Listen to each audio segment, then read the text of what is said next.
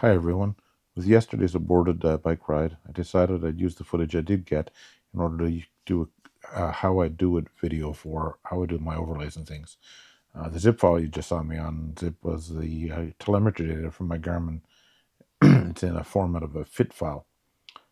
I usually just separate some of the footage into different folders. So from the rear view camera and from the action camera, you can see the different folders here. I also sometimes download some free royalty music from Pixabay is where you generally go. I use Davinci Resolve for editing my video. It's a free software. There is a paid version, but the free one seems to be quite sufficient for me. Just import my data in there. I'm not going to try to give you a tutorial on how to do that.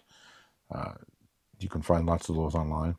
But the first thing I do is what I call color grading the action camera video because it's shot in RAW format. Now, there are all kinds of videos online on how to do this. I'm just doing something pretty simple. I go to the color tab here and apply what's called a LUT that you can get from DJI, which is the action cam I have. I just apply that generally. Sometimes I'll tweak it a little bit in order to see if I can if it needs to be brightened or anything like that. Generally, I don't. I actually did revisit this one a little after to brighten it up because it was dark where it was just a dark overcast day. I'm sure there's probably better ways to do these things, but for me, this worked. Once I've done that, I generally skim through the video to make sure everything looks really reasonably good all the way through. I don't spend a lot of time with this.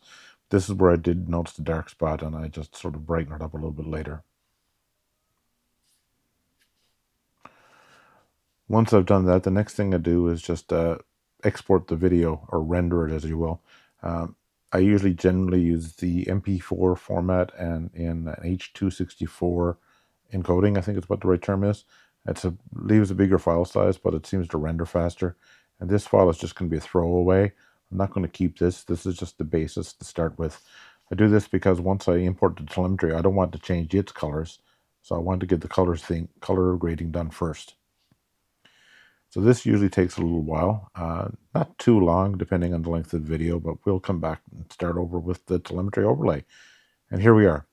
The file has been edited or rendered, and I'm just going to load it in Telemetry Overlay Program. I'll link to that in the description below. I import the video. The first thing it wants me to do is optimize it. I usually skip this.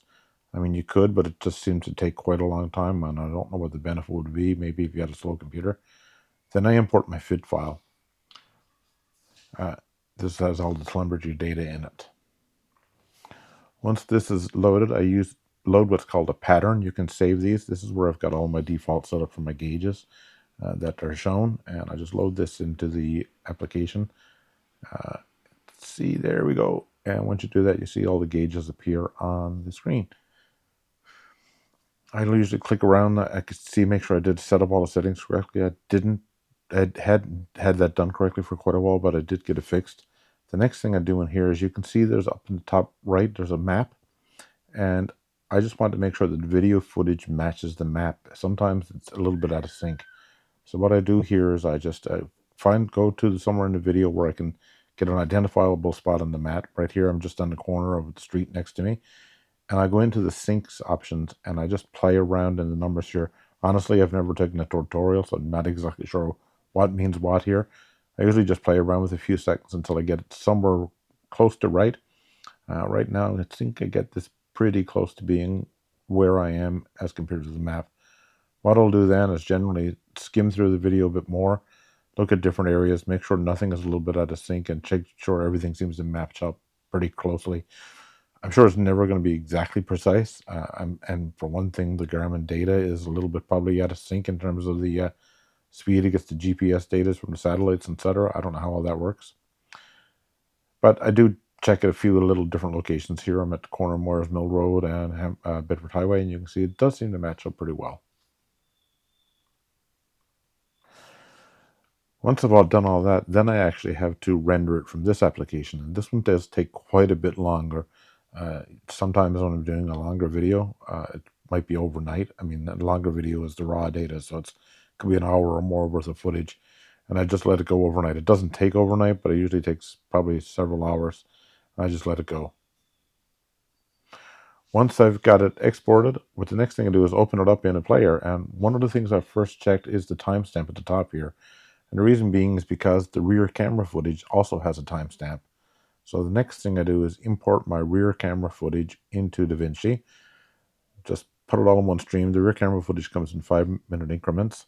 I bring all that in, and what I do is I find that same timestamp on the video, and it takes a little bit of jiggling and jogging sometimes.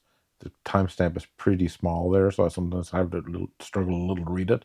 But what I do then is I trim the video to at the beginning in order to match those sequences up and get it at the right spot. So that way when I bring everything together, I've got two videos or multiple videos that are almost identical in length, and I can just edit from there. Hopefully I'll catch it here soon. You should see me trim it here in just a moment. There we go, using the razor blade. And I just get rid of the piece I don't want. And I drag and drop everything to the beginning. Then I do the same thing at the end. I go to the actual video that has the overlays, see what the timestamp is at the end of this one, and find that exact same timestamp on the rear camera footage.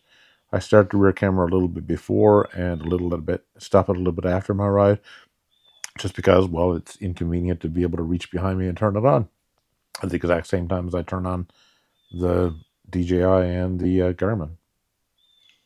So here we go. I trim it off right here, and then I can just import this all in Davinci Resolve later. I just actually do render this as one video once I've got these things trimmed. I don't do any color grading here. I don't know what the profiles and things are. It looked reasonably well to me. This is only the second or third time I've done this, so I might play with it more in future, but for now this worked. So once that's done, I export this rear camera footage so it's all one file and wait for that to render. Once all that's done, I bring all the files into Davinci again. I'll also sometimes import music files here for a background video music. I didn't do that in this little demo. I bring the two files in together and stack them on top of each other. This time I'm going to use the back rear view camera as like a picture-in-picture. I'm going to use a little hacky method in order to create a border around that by using Davinci's titles. I'm not going to get into, again, how to use Davinci. You find lots of tutorials on that online.